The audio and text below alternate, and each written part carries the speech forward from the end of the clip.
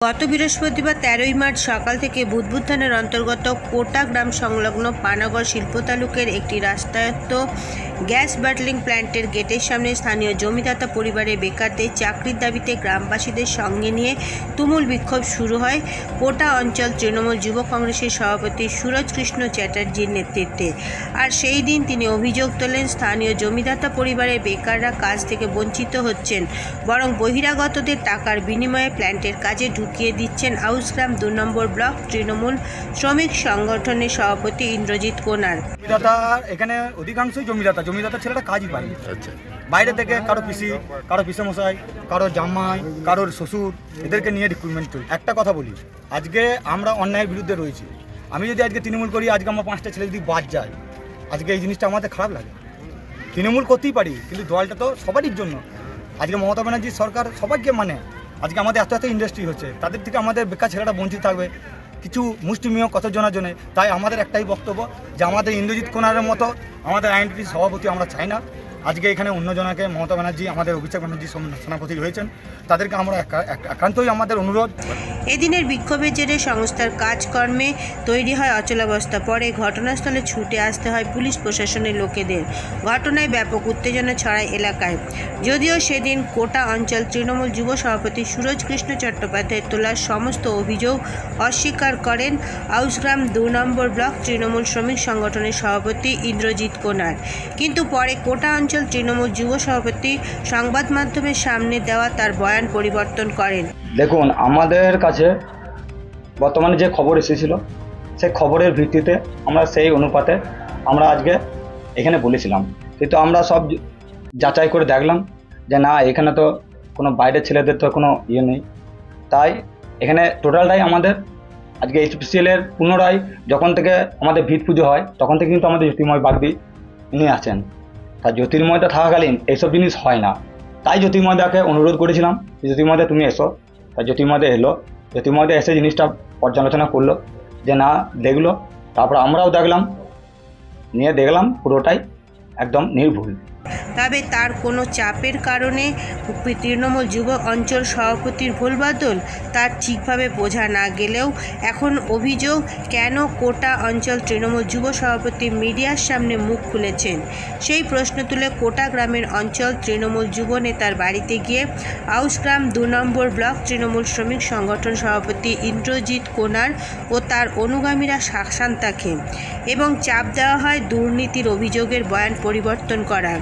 এছাড়াও তাকে মা, স্ত্রী ও সন্তানের সামনে আরও নানাভাবে বয়ান পরিবর্তনের জন্য চাপ প্রয়োগ করা হয়। এমনকি প্রাণনাশের হুমকিও দেওয়া হয় কোটা অঞ্চল তৃণমূল যুব সভাপতিকে।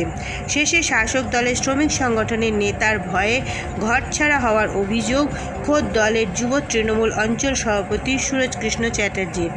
পরিবার পরিজনকে ছেড়ে তিনি বাইরে থাকতে বাধ্য হচ্ছেন বলেও অভিযোগ কোটা অঞ্চল তৃণমূল যুব সভাপতি সুরজ কৃষ্ণ চ্যাটার্জির।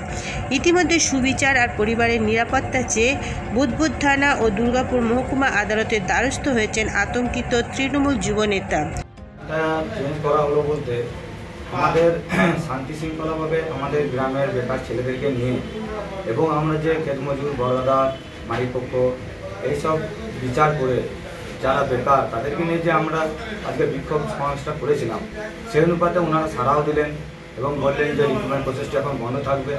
ঠিক আছে, সেই মোতাবেক আমাদের ছেলেরা শান্তি শৃঙ্খলা বজায় রেখে যথারীতি যতটা স্থান থেকে সব নিজের গন্তব্যস্থল দিকে চলে আসে।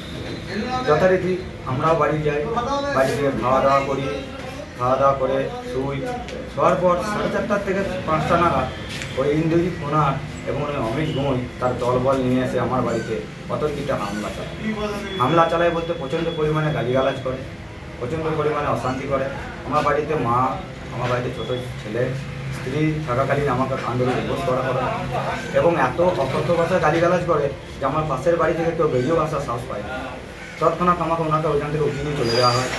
ওই HPCL বোটারি প্ল্যান্টের যে পার্টি অফিস রয়েছে আইনডিডিসি, ওইখানে নিয়ে গিয়ে ওনাদের নিজেদের মতো করে যে বয়ানটা তৈরি করে, সেই বয়ানটা আমাকে বলে যে পর আমি তোকে জানে মেরে দেবো, আমাকে প্রাণনাশের হুমকি দেয়।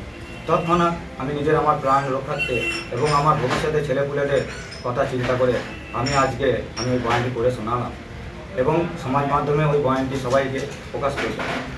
তৎক্ষণাৎ আমাকে তো বেঁধে রেখে ওইখানে যা করার করলো। আমি আমার গ্রামের ছেলে, আমার বাপন মহল বলে আমাকে খুব ভাই, ও আমাকে হাসপাতাল নিয়ে এলো। হাসপাতাল থেকে নিয়ে এসে আমি চিকিৎসাধীন হলাম, যেহেতু মারধর করেছিল। তারপর আমি নিজে প্রশাসনের দ্বারস্থ হলাম।